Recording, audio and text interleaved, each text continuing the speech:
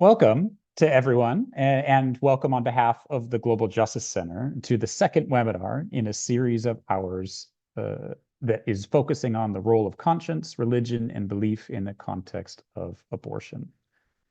Today's event is going to focus on conscientious objection in the US amidst diminishing abortion rights and access across the country. I am Grant Shubin. I am a senior legal advisor at the Global Justice Center. And before handing it over to my colleague, Jamie, I just wanted to say a brief word about who we are at GJC, since some of you may be encountering us for the first time today. GJC is a feminist international human rights organization that was started in 2007 by the legendary US reproductive rights advocate, Janet Benshoff. After first starting the Center for Reproductive Rights, Janet sought to go more broad and more narrow, where we continue to focus on reproductive rights and justice, but we zero in on international law and ways that it can be conceptualized, progressively interpreted, and deployed to advance gender equality. Our work on conscientious objection and the right to conscience honors this legacy. In this series, we have hoped to offer new ways to think about and apply international norms on the right to conscience and belief. And with that, I want to thank and also hand over to my colleague, Jamie, who's been the mastermind behind this entire series. So Jamie, over to you. Thank you, Grant. Hello, all. My name is Jamie. I am a senior legal advisor with GJC. And as Grant mentioned, this is the second of a three-part webinar series. And we have been focusing on unregulated refusals of abortion and sexual and reproductive health care broadly. And today's webinar will focus on the US context and the grave impacts of refusals of care, given our backsliding in sexual and reproductive rights more broadly. I wanted to cover some general housekeeping. First, this webinar is being live streamed on YouTube to ensure wide access for the discussion. And we will also share a recording afterwards for you to distribute to your networks.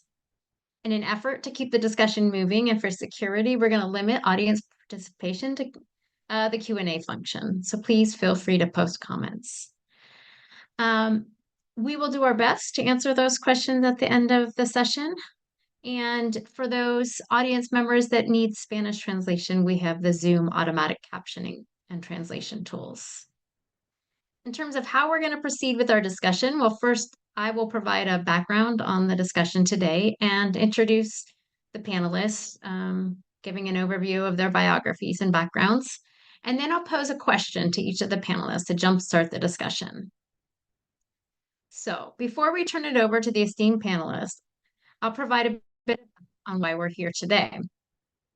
We have seen that for decades, refusals of abortion care based on conscience, religion, and belief has been an ongoing barrier to essential care worldwide. During our first webinar, we explored how refusals of care manifest the range of international human rights standards that can be used to challenge unjust refusals of abortion care, and law reform efforts that were taking place in two-country contexts, in Mexico and Croatia. Today, we're turning to the US context. We are currently experiencing a significant backslide in sexual and reproductive rights around this country, with abortion bans and restrictions proliferating by the minute. But regardless of the legal status of abortion in this country, conscientious objection has remained a consistent and ongoing barrier. Various federal and state laws permit both individuals and whole institutions to refuse abortion care across the country in violation of human rights law. With healthcare largely being privatized in the country and the expansion of religiously affiliated healthcare systems, many pregnant persons wholly lack access to abortion due to institutional refusals of care. We've seen that evidence confirms that refusals of care leads to delays and in some cases outright denials of abortion care, stigmatization, and other harmful impacts on pregnant people. It can also have a significant impact on medical providers, including increased workloads, stigmatization, and personal and ethical challenges. As a feminist human rights organization, GJC is committed to advocating for reproductive autonomy as a human right. Along these lines, this webinar series has been organized to explore the impacts of conscientious objection at the global, regional, and national levels, to challenge the systems and structures that enable refusals of care, and to shift minds and hearts around abortion care and support. Following today's discussion, we will host a third and final webinar in November, which will focus on abortion provision and support, as well as pregnancy decision-making as an expression of individuals' conscience, religion, and belief. This third webinar will build off of an earlier brainstorming GJC held this year in March, where we explored reframing the debate around conscience, religion, and belief, which is all too often focused on exempting medical professionals from providing care and presumptions that conscience, religion, and belief uniformly conceive of abortion and reproductive autonomy as negative or wrongful. We'll share the outcome report from that brainstorming after this webinar, along with the information about the upcoming webinar in November. Now I'll turn it to our esteemed panelists. First, we'll hear from Shannon Russell, the Federal Policy Counsel at the Center for Reproductive Rights, supporting the organization's engagement in Capitol Hill and advocating for legislation strengthening reproductive health and access to care for all. She's also worked as the Director of Policy at Catholics for Choice, providing strategic thought leadership and articulating policy change strategies, advancing bodily autonomy at the state, national, and international levels. Shannon started her career at the National Council of Jewish Women and worked with policy staff at the Center for Reproductive Rights, Reproductive Freedom for All, and the Senate Health, Education, Labor, and Pensions Committee. Next, we'll hear from Kimya Forozan, the Principal State Policy Advisor at the Guttmacher Institute. In this role, Ms. Forozan serves as a resource and technical expert on sexual and reproductive health and rights in the United States at the state level. Previously, she served as the Policy and Legislative Counsel at Compassion and Choices. And prior to that, Ms. Forozan was an If, When, How Reproductive Justice Fellow with the National Asian Pacific American Women's Forum. Next, we hear from Dr. Lori Friedman, who's a sociologist and a bioethicist who conducts qualitative research on how abortion policies shape obstetric and reproductive medical care in the United States. Her research focuses on how clinicians understand and implement state abortion bans in emergency medicine, OBGYN, and high-risk obstetric practice. In her 2010 book, Willing and Unable, Doctors' Constraints in Abortion Care, she provided a qualitative practice at a time when abortion training had expanded throughout the US, but the number of clinicians providing it had not. In her 2023 book, Bishops and Bodies, Reproductive Care in American Catholic Hospitals, she provides a synthesis of over 10 years of her research at the intersection of religious institutional power and healthcare. Dr. Friedman is a professor in the Department of Obstetrics, Gynecology, and Reproductive Sciences at the University of California, San Francisco. She also conducts research at Advancing New Standards in Reproductive Health, a program of the Bixby Center for Global and Reproductive Health at UCSF.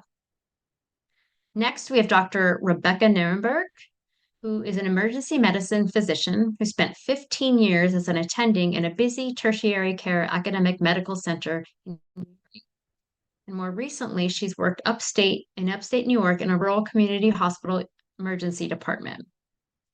She has served as the Q1 chair for her division for 5 years and holds extensive expertise in implementing reproductive health protocol in the emergency department.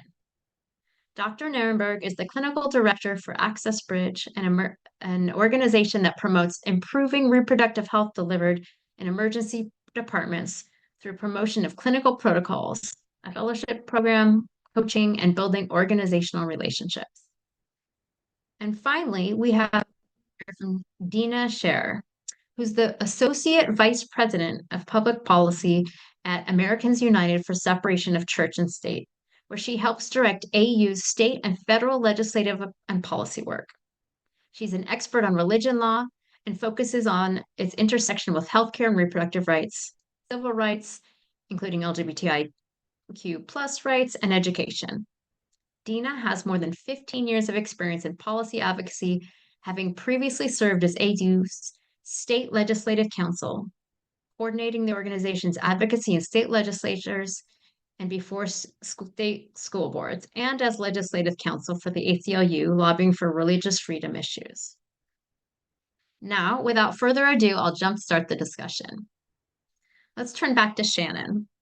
Shannon, based on your work with Catholic and the National Council for Jewish Women, as well as the Center for Reproductive Rights, can you please explain the various ways refusals of abortion care based on conscience, religion, and belief occur in the U.S., and efforts that can be made to combat the negative impacts of such denials? I turn it to you.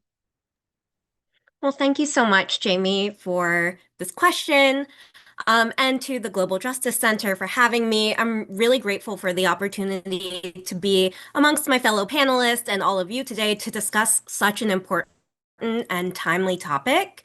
The Center for Reproductive Rights works in the US and around the world to ensure that refusals of care do not impede access to abortion in violation of human rights law and standards. So, as Jamie noted, conscientious objection to abortion care in the US takes various forms, backed by state and federal laws that allow healthcare entities, that's hospitals, insurance companies, providers, and other workers, to refuse services based solely on their own personal, religious, or moral beliefs. Of course, these refusals laws completely fail to account for those who should rightfully be at the very center of healthcare, the patient and their health, their beliefs, and their circumstances. Instead, they enable a wide range of discriminatory behavior, including refusals to provide insurance coverage for reproductive health services. So, on the federal level, the Weldon Amendment is part of the larger Hyde Amendment, which prevents people who are enrolled in federal health plans and programs, think Medicaid, Medicare, the Children's Health Insurance Program. This even includes federal employees and their dependents, Indigenous people, Peace Corps volunteers, survivors of human trafficking. The Hyde Amendment prevents them from using their insurance to cover abortion care. Within that, the Weldon Amendment specifies that federal programs and agencies and state and local governments that receive federal funds cannot discriminate against individuals, healthcare facilities, insurance plans, and other entities because they refuse to pay for, provide coverage of, or refer for abortions. So the latter, refusals to provide referrals for, or even basic information about abortion care, represents yet another form of conscientious objections. This type of refusal really violates patients' right to informed consent under federal and state laws, and also leaves them without information that they need to make healthcare decisions for themselves. Refusals can also happen at the pharmacy. The National Women's Law Center reports that patients have been denied access to contraception at pharmacies in at least 26 states.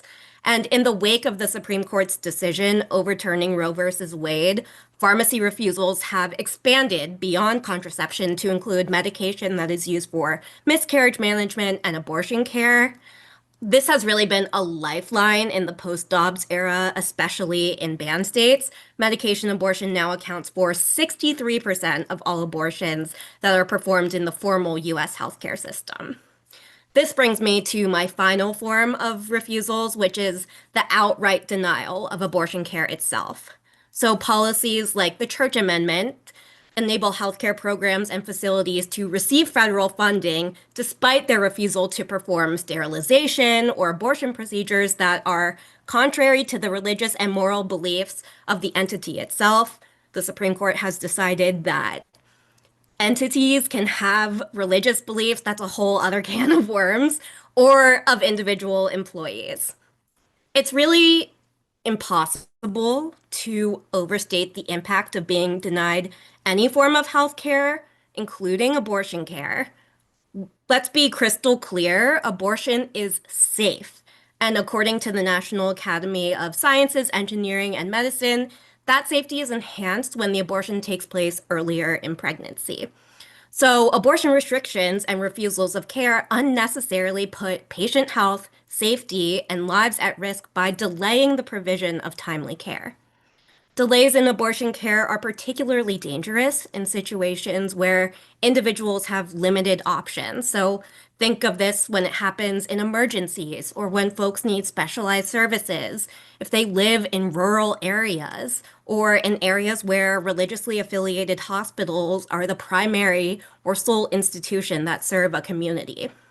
So, to that end, refusals of care are not simply an inconvenience. Patients often cannot just go down the road, find another available provider.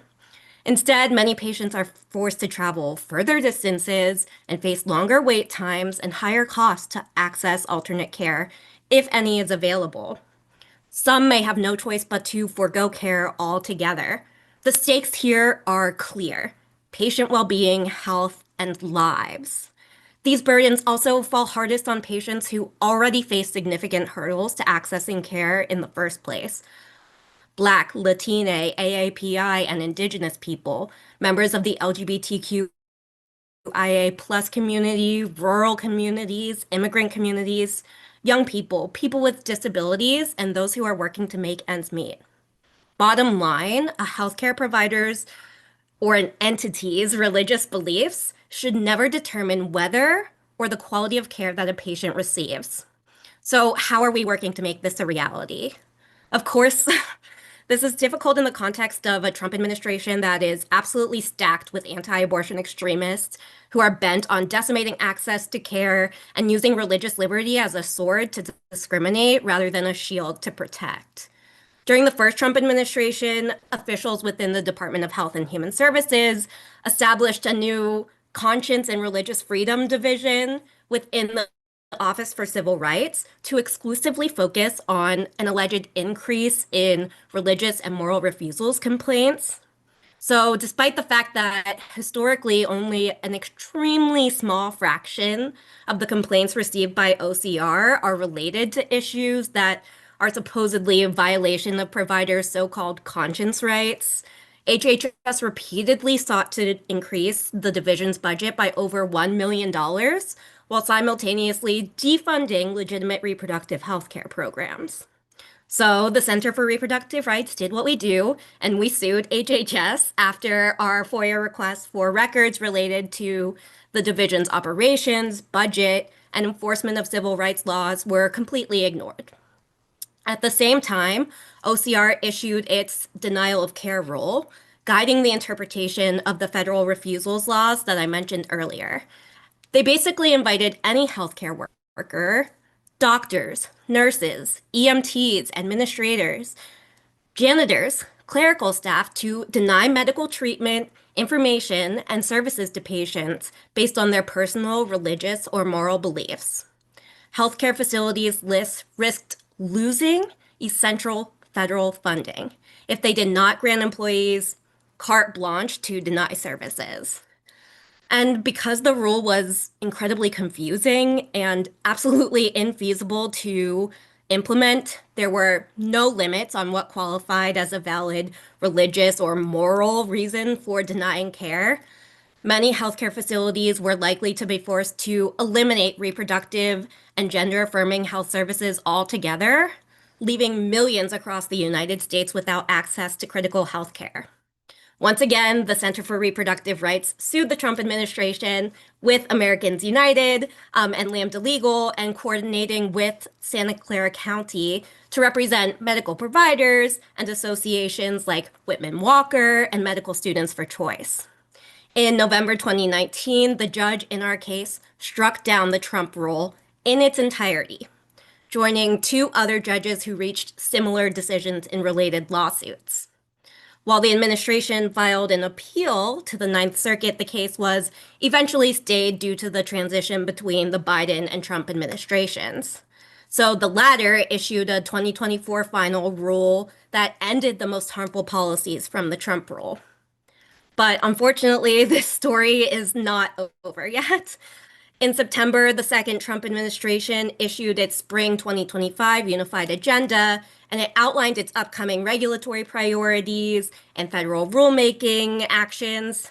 At this point, it's likely unsurprising that OCR is going to propose a rule on conscience and religious exercise in healthcare, And although this means that we're now expecting Trump's HHS to reinstate and possibly even expand the rule when its proposal is released, possibly at the end of this year, possibly early next year, this also presents an opportunity for collective action. I really invite anybody who might be interested in submitting a comment opposing the rule to do so, or to get in touch if you're interested in diving deeper into the strategy to combat these efforts. Thank you so much, Shannon. Next, we're going to Kimia. Kimia, from your vantage point at the Guttmacher Institute, can you tell us how laws and policies are changing and shifts in the healthcare industry are allowing religious refusals to provide abortion care to expand and proliferate? Yeah, hi everyone. Thank you so much, Jamie, and thank you all so much for tuning in or being a part of this webinar. I'm really happy to be here. So just to back up a little bit, I know we had introductions in the beginning, but just to place where Guttmacher interacts with these types of laws on the state level. At Guttmacher, our state policy team tracks all sexual and reproductive health and rights bills in all 50 states and DC. And that's primarily the way we interact with religious refusal laws on the state level. And we have a bird's eye view of both the current status of religious refusal laws on the state level, as well as some newer trends that we're starting to see emerge at the state level. When it comes to state variation in religious refusal law, we really see states doing a number of different things. Overall, these state laws are affirming the right of both individual healthcare providers and healthcare institutions to refuse to provide care to which they have a religious, moral, and/or ethical objection. Obviously, depends a bit on the individual state. Many of these state laws mirror or complement federal laws around religious refusal. And when it comes to sexual and reproductive health and rights, most of what we have seen thus far has been focused on abortion. Most states have a law that in some way explicitly permits refusals related to abortion. Several other states also extend these refusal laws to contraception and/or sterilization. The state refusal laws also vary among the different states in terms of whether they are explicit to individual healthcare providers, explicit to healthcare institutions, or include both. And additionally, many of the contraceptive refusal laws also explicitly mention pharmacists and their ability to refuse the dispensing of contraception. So those characteristics are a very, very brief overview of the state variation that we have just seen thus far in the years kind of building up to today. In more recent years, the state legislative trends regarding refusal of care have changed.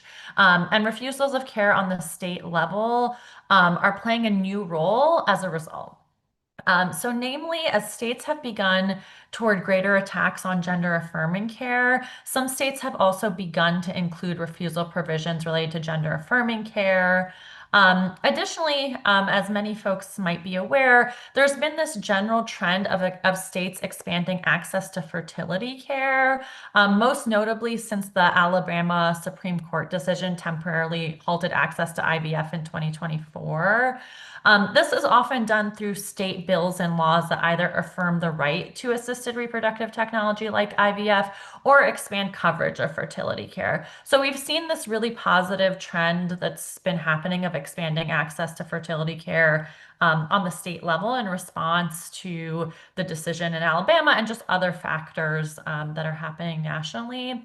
But the way that that intersects with religious refusal laws is that some states have begun to add religious refusal language explicitly into their bills that are intended to expand access to fertility care.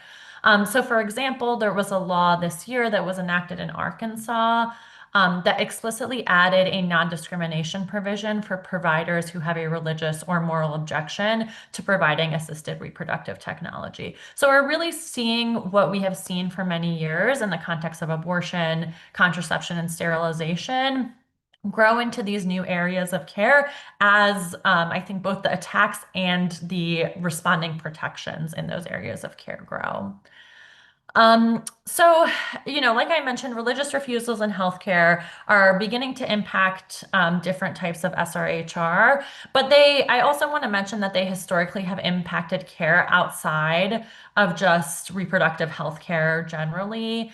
So like I mentioned, there have been a lot of examples of laws being passed related to gender affirming care in the last few years, but there have also been examples, and plenty, unfortunately, of examples of religious refusal laws being wielded in many different ways to just harm the LGBTQ community generally. So that is an area that I think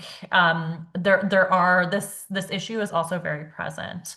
And additionally, end-of-life healthcare, an area where I worked prior to coming to Guttmacher, is also deeply impacted.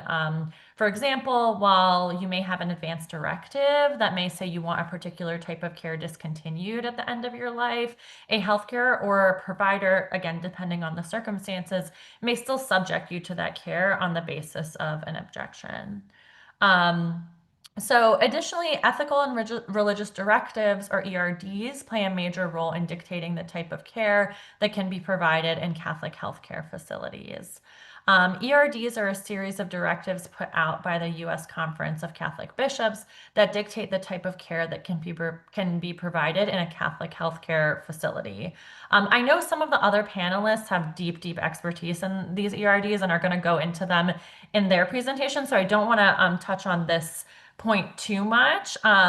But one thing I did want to mention is that how these ERDs kind of encompass all these different types of care that we're seeing. And I always like to share some example from the ERDs from these different areas of care, because I think they paint a really clear picture of what is intended by these religious directives and refusal laws. So I have some examples here that I'll just read out because I think they're just quite interesting for people to hear. So for abortion, there's one section that reads, abortion, and then in parentheses, that is the directly intended termination of pregnancy before viability or the directly intended destruction of a viable fetus is never permitted.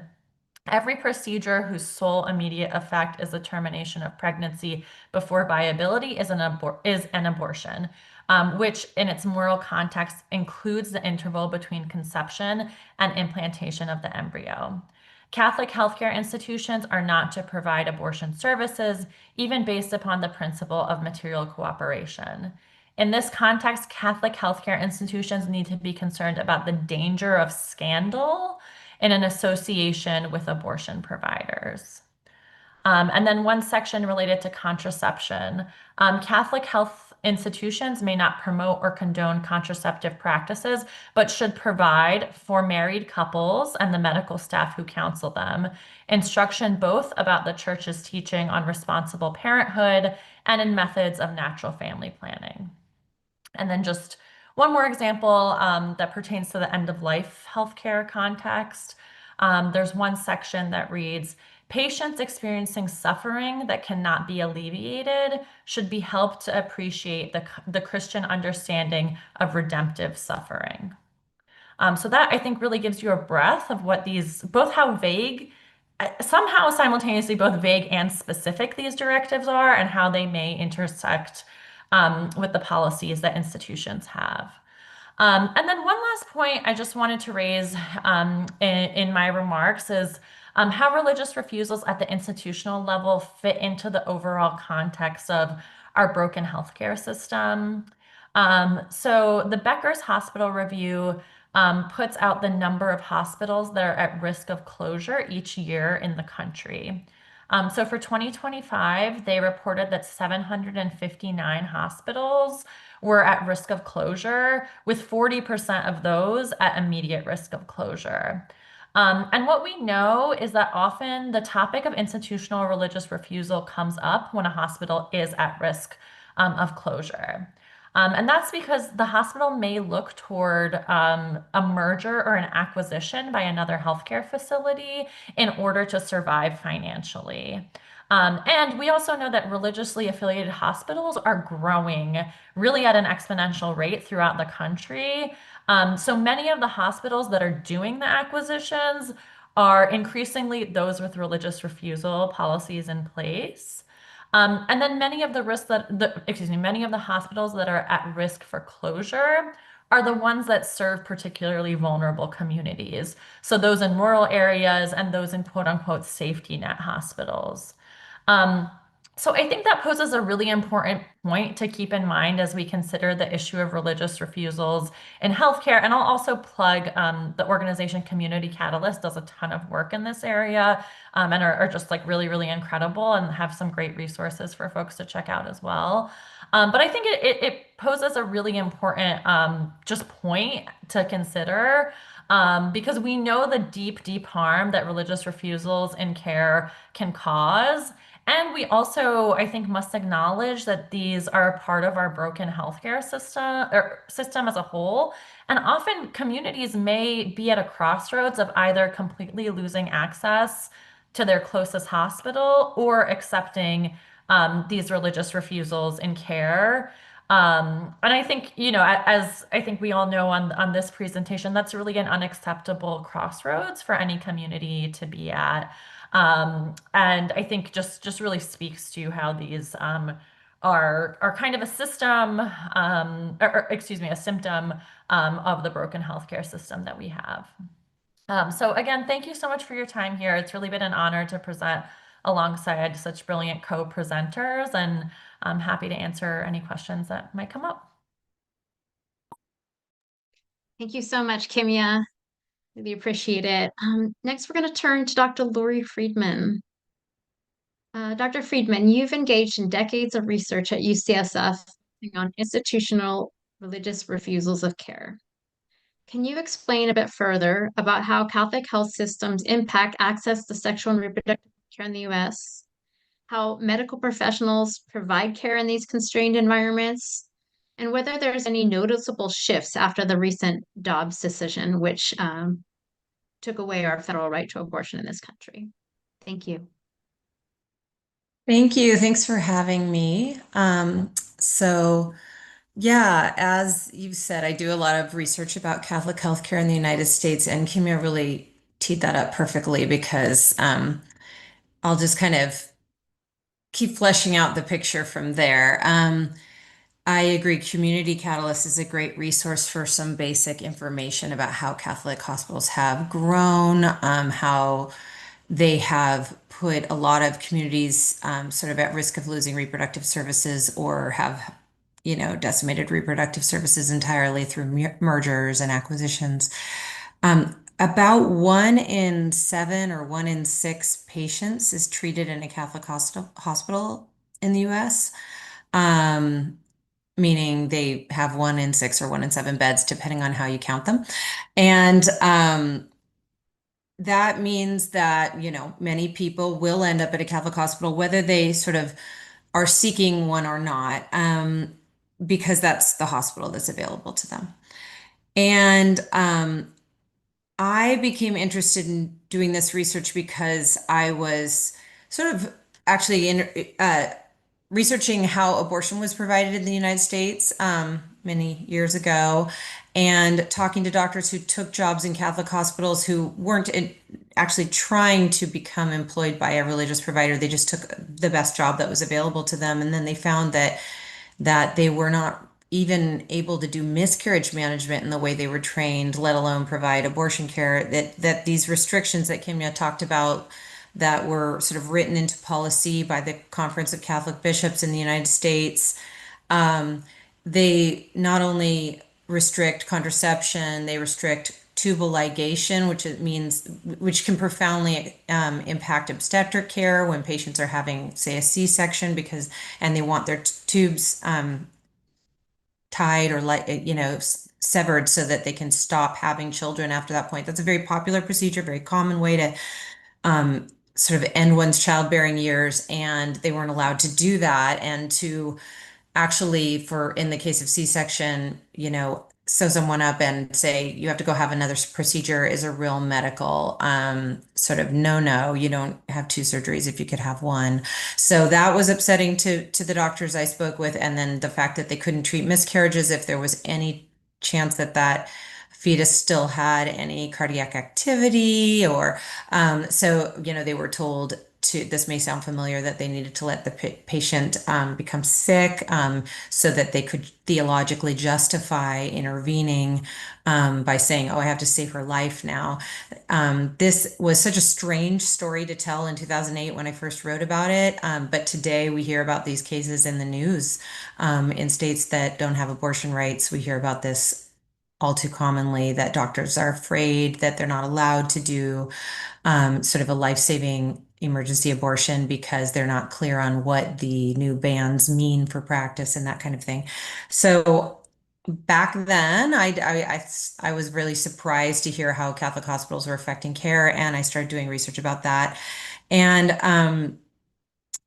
I learned a lot of things, but just some things that are important I find to clarify is that Catholic hospitals are not funded by the Catholic Church, so they don't necessarily have some sort of moral pass to provide care as sort of they would like to. They receive funding like everyone else through private and public insurance, public grants. They don't provide more care to the poor than other people. And so they get all the privileges and funding sources of all other hospitals, but they have the legal right to restrict care. And that doesn't mean that the doctors or the patients want that care restricted. It's the bishops who control it. The owners of the hospital who affiliate with the bishops must comply with the policies to be considered Catholic. And that's sort of how the system works. And the bishop's policies govern all those within. So do patients seek this care out? No. We've done research that shows that patients often don't know that their hospital is Catholic. Over a third of patients who regularly go to a Catholic hospital as their primary source of reproductive care don't know that it's Catholic. And even among those who do know that it's Catholic, don't have really much clarity about what that might mean for their care. They don't know that tubal ligations won't be allowed, that abortions won't be allowed in sort of for fetal conditions or and such. So there's a lot of misunderstanding, a lot of murkiness. Part of that is because Catholic hospitals have really wanted to be appealing to all people, so they've sort of downplayed their religious sort of look online. Their names have changed to sound sort of more generic, and people don't necessarily sign up for that, so they're sometimes surprised when they're denied care. So some of the most common impacts that doctors talked about when I have interviewed them over the years, I went on to interview many doctors all over the United States who provide care in many different Catholic hospitals, and what they find to be their kind of sort of biggest ticket items that they wish could change are, as I said, tubal ligation restrictions, miscarriage management, and various sort of hoops they have to jump through to get people the kind of contraceptive services they need in real time in these facilities. So in the end, I end up actually reporting a lot on how doctors kind of finesse language, finesse charting, work around the rules, tell patients where to go, where and when to go elsewhere, or if that's not possible, sort of create sort of fuzzy solutions so that they don't get harmed. And I say this importantly because if women were dying regularly in Catholic hospitals, we'd know they don't, but they do suffer delays. They suffer substandard treatment. They suffer an unknown amount of sort of medical harms, and doctors aren't very happy about it.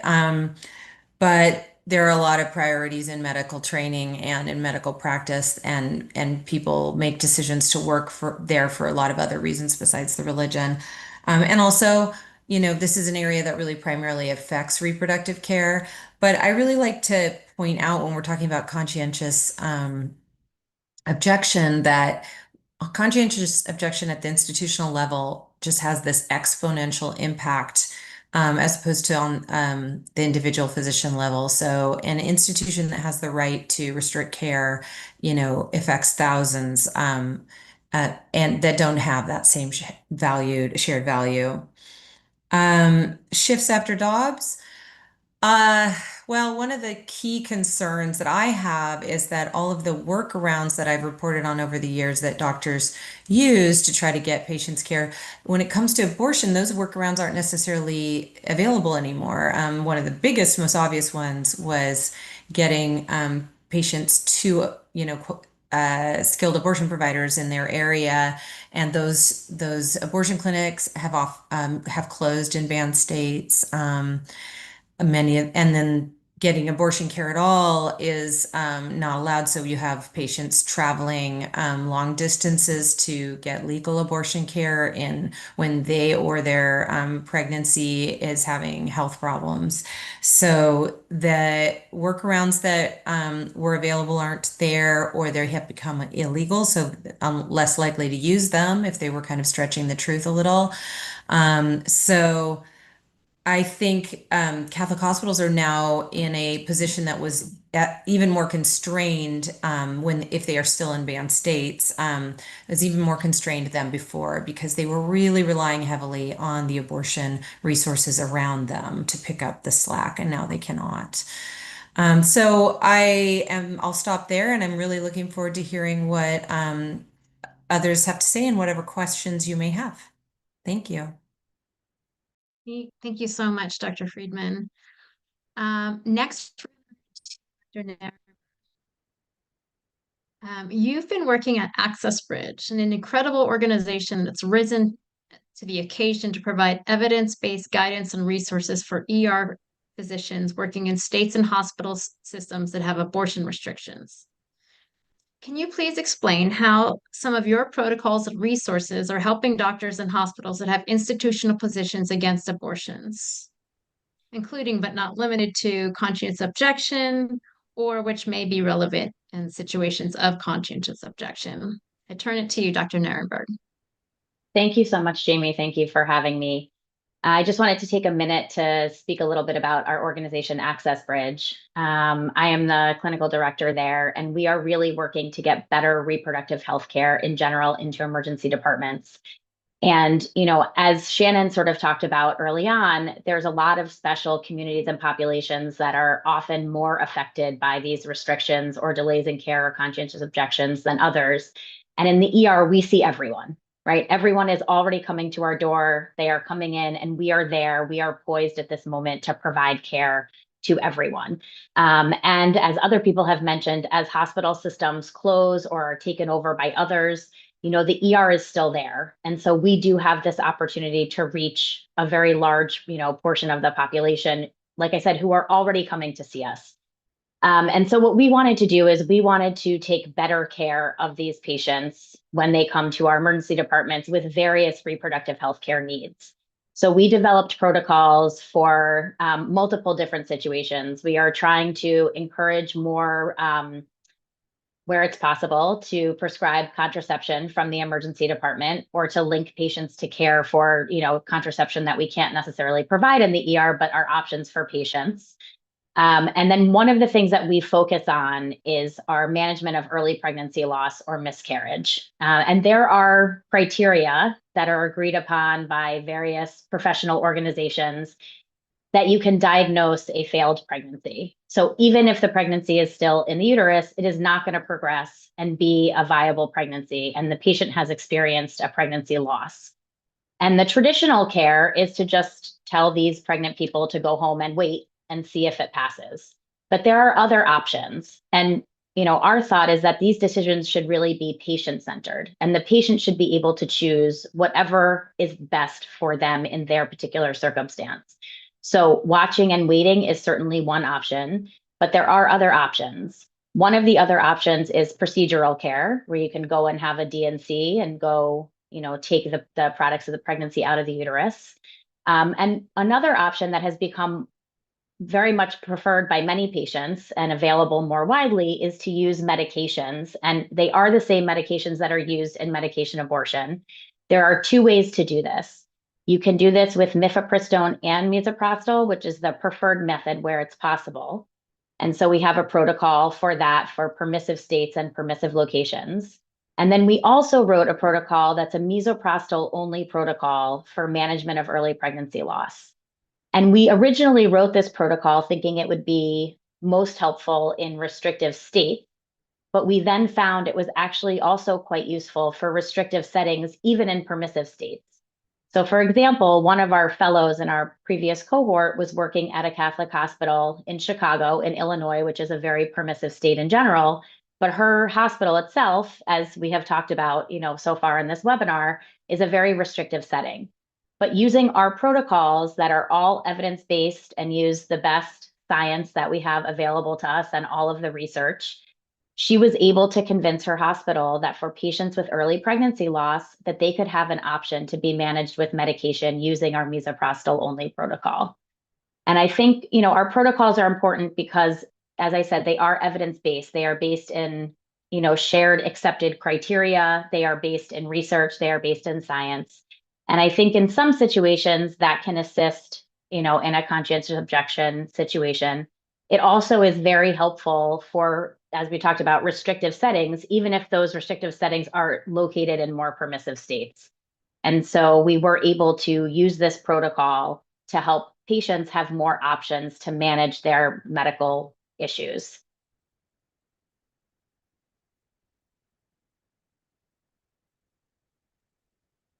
Thank you so much, Dr. Nirenberg, and thank you to Access Bridge for jumping to the occasion to provide evidence-based protocols for providers in constrained conditions in hospital systems.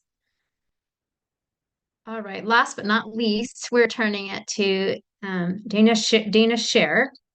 Dina, can you talk to us about your work that's been long focused on the historic and foundation of separation of church and state as critical to U.S. democracy? We want to hear more about how the increasing conflict of Christian principles and ideology with U.S. governance enables overbroad law that permits whole institutions to refuse care, as well as enables spread refusals of care by providers and associated staff. Thank you. Sure. First, thank you so much for having all of us today. I really appreciate the opportunity to be a part of this important discussion with everyone here. This will definitely be less detailed, a little bit more kind of breezy history of the First Amendment and maybe how a little bit of information about how we got to this spot. I wanted to start with a tiny bit of history and then talk a little bit about the relevance of the First Amendment. So first, in the early 1970s, evangelical leaders were trying to find an issue to unite and motivate the moral majority, quote unquote, moral majority of voters. Essentially, they were trying to start a political movement.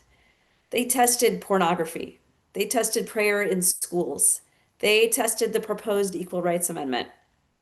And then they landed on fighting for private schools that discriminate in admissions, which are often called segregation academies, to keep their tax-exempt status.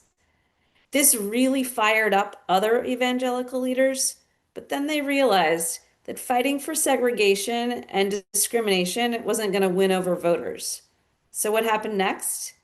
They seized on abortion. So not for moral reasons, but because of abortion and family values, again, using quotes, were more palatable than a race-based crusade against Black children. So we all know what's happened since then, that politics intertwined with the opposition to women's equality have led us to a lot of the situations that everyone else has talked about. So switching gears a little bit, my fellow panelists have outlined how the refusals laws flout key principles that should center the patient in healthcare. What does the First Amendment to the Constitution say about all this? The fundamental right to be treated equally under the law depends upon the separation of church and state. This foundational American principle ensures we can all live as ourselves and believe as we choose. It secures a more just, equal, and inclusive society for everyone, and, importantly, allows religion to flourish. The separation of church and state is guaranteed by the First Amendment's Establishment Clause and the Free Exercise Clause. The Establishment Clause says, Congress shall make no law respecting an establishment of religion. So this means that the government can't advance, support, or disparage religion or non-religion. It ensures government is not protected or controlled by religion or religious bodies. And it's designed to essentially make sure that government and religion maintain a healthy distance from each other. The Free Exercise Clause, which is complementary, says the government may not prohibit the free exercise of religion. This generally protects your right to believe and practice your faith without government interference. So when it comes to religious accommodations or religious exemptions that we've been talking about, religious refusals, the two clauses are supposed to be complementary. I think you can sense where this might be going. So when there is a real and substantial burden on someone's religious exercise, the government can and should consider whether to grant that person an accommodation. We all have the right to freely practice our beliefs, but that's within a certain set of limits. In other words, our laws cannot allow anyone to use their religious beliefs to harm others. So back to what the patient-centered principles that we know these refusals flout, the First Amendment should be right there with them and should account for patient well-being, health, and lives. And here's why. The Establishment Clause requires the government to consider requests for accommodations on a case-by-case basis so that they can understand what's at stake. So that's not exactly how all the refusals that Shannon and Kimya talked about work. But theoretically, the government must take account of the burdens that an exception may impose on non-beneficiaries, so patients, other providers, co-workers, and must ensure that any exemption is measured so that it does not override other significant interests. In other words, it prohibits religious and moral exemptions that would detrimentally affect any third party. And the Supreme Court acknowledged these limitations most recently in Burwell v. Hobby Lobby Stores, Inc., which is the case that held that a religious freedom law known as RFRA allowed employers to get an accommodation under the Affordable Care Act's contraceptive coverage requirement. And so in that case, every member of the court reaffirmed that the burdens on third parties must be considered. But to state the obvious, yes, it's important that the Supreme Court continue to affirm this core do no harm principle, but we all know that they didn't really acknowledge the harms that people face when they are stripped of insurance coverage for contraception. It causes them harm. It undermines their access to healthcare. But Hobby Lobby is a kind of a good jumping off point to talk about how the Establishment Clause and the Free Exercise Clause are no longer complementary and the ways in which the courts have accomplished this. So if you ignore facts and science, then you don't have to account for the fact that a case before you doesn't make sense. So with Hobby Lobby, the science is clear that contraception is not abortion. But when for-profit corporations alleged otherwise, the court was okay with that. The record also made clear how people are harmed when they lose access to insurance coverage for contraception. Yet the court said there was no harm. And even the fiction that a for-profit corporation can have religious beliefs is hard to square with reality. The same year that the court decided the Dobbs case, upending 50 years of precedent around abortion, the court also upended 50 years of precedent in religion law. In a case about a praying high school football coach, the court ignored facts and that really happened and came up with an entirely new narrative to allow it to justify abandoning this legal test. So again, facts, science, maybe not, you know, it's not helping what's happening with the Establishment Clause. So during COVID, again, ignoring science, the court said that if there is a comparable activity that is treated more favorably than religion, religious objectors may argue that they should be granted the same leeway. So under this theory, states couldn't differentiate between going to a grocery store and attending in-person worship services. If there's an administrative exemption with the law, so say a law doesn't apply to a business that only employs 5 people, there may need to be a religious exemption. If a contract provision allows discretion to the program administrator, which is kind of common, the government may need to grant a religious exemption. If lawmakers discuss the fact that attempts to use religion to undermine civil rights laws are nothing new and talk about Newman v. Piggy Park Enterprises, where a business owner refused to serve African Americans, arguing that his religious beliefs compelled him to oppose any integration of the races. Or religious schools have argued that because their religions teach them that only men can be heads of households, they have a right to give men better salaries and benefits than women, or the families who faced terrible harms as a result of these refusals laws. A court may say that this is hostile to religion, like the Supreme Court did in the Masterpiece Cake Shop case. So looking ahead, if there were efforts to grant people more legal protections for reproductive health care, or even rein in these refusals laws, advocates on the other side will definitely raise objections and challenge the legislation because they claim it would target religion or religious beliefs. And this is how the free exercise has been weaponized as the Establishment Clause has been diminished. The separation of church and state is surely under attack, and the constitutional structure is out of balance. But we shouldn't give up. The good news is that people understand this is important. More than 85% of people think that the principle of church-state separation should be protected and that religious freedom shouldn't be misused to cause people harm. We have our work cut out for us, but there's reason for hope. Thank you so much, Dina, both for the sobering information and a point on hope, much needed during this time.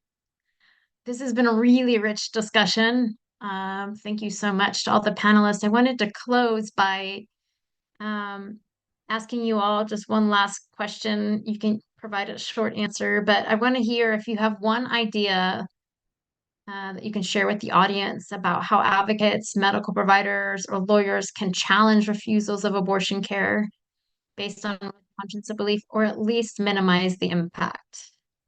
And I'll start back with Shannon. Thanks so much. I think to me, this all starts with education, spreading the word, and inspiring other people to outrage and action. I think you heard Dr. Freeman say that so many people that don't know that they're going to a Catholic hospital, let alone that the church hierarchy, the bishops, these people who are over, in Italy and such, and make their decisions that way, that they are dictating the types of care you can and cannot get at these Catholic hospitals. I personally grew up in a Catholic healthcare system. I was raised Catholic. That Catholic healthcare system was called Holy Spirit. If you're not Catholic, you might not know that that's a Catholic thing, that's a Catholic hospital. I think beyond that understanding, there's also just this deep lack of empathy and care for those who are refused or denied care. I've been involved in messaging research around refusals and denials of care, and something that really shocked me is that people were not moved by our arguments about the reality of being denied care, the impact. They were like, oh, well, I have to go X number of miles to go to a grocery store. These people can go X number of miles to get to another hospital. It doesn't work like that in reality. So I think that really emphasizing here the importance of messengers. I think, providers are often trusted messengers, faith leaders who can say, you know, this is not an acceptable use of my faith. This is a weaponization of what I believe. Even looking at the word conscience, conscience is an idea that is at the heart of everything in the Catholic Church. It's this idea that you should decide for yourself what's morally right and respect the right of other people to do the same thing. And by taking away people's choices, that's exactly the opposite of respecting conscience. So, thinking about the importance of messengers and also the importance of storytelling when we're doing these education efforts as well. Thank you so much, Shannon. All right, Kimmy, I turn to you. What advice do you have for our audience? Yeah, definitely. Yeah, I think I very much agree with Shannon here in that I think there is one, I think a problem of folks not knowing that this is an issue. And I think I think many folks would probably feel differently about going to a particular hospital if they have the choice to go to different hospitals, should they know. But I think what we know is that often people are confronted with these objections and refusals of care when they're in a very vulnerable situation. And also when they often don't have the like capacity or like strength or energy to fight back against them. And I think that is often what makes these refusals of care so terrible, is that they're really impacting people when they're already struggling with a lot and can't balance more. So that I would definitely agree with that. I think too, and I know I talked about this in my remarks, but framing this as a part of the broken healthcare system that we're in is also something that is just very important, and understanding that people are refused care in this way through these objections. And for some people, already just getting through the door for basic primary care is a huge struggle. And so, like, how do we, how do we, I guess, kind of bring those two things that are often separated, but I think should not really be separated together? I'll just jump in and Go for answer it. that. I was thinking, yeah, I think that to follow along this thread, one thought I was that came to mind in terms of what I would want people to sort of educate their communities on is the fact that although we kind of think of abortion as a binary, like it's banned or not banned, it's prohibited, not prohibited, it is an abortion, it isn't abortion. It's actually much more of a spectrum of pregnancy. There's so much that can go wrong with a pregnancy. There's so many reasons why a pregnancy can't be sustained for a particular person. And I think we need to recognize how messy this is, and I think a good case for people to like both read about and tell their communities about is one in Eureka right now that's getting some press, where a woman had a twin pregnancy that had multiple problems, and she began to miscarry, and she was denied care by a Catholic hospital. Um, and they offered her a $40,000 helicopter ride to San Francisco because it was like a 4-hour drive, and she didn't have $40,000. So she took herself and drove her bleeding self to a small community hospital called Mad River, where she hemorrhaged by the time they got her to the emergency room.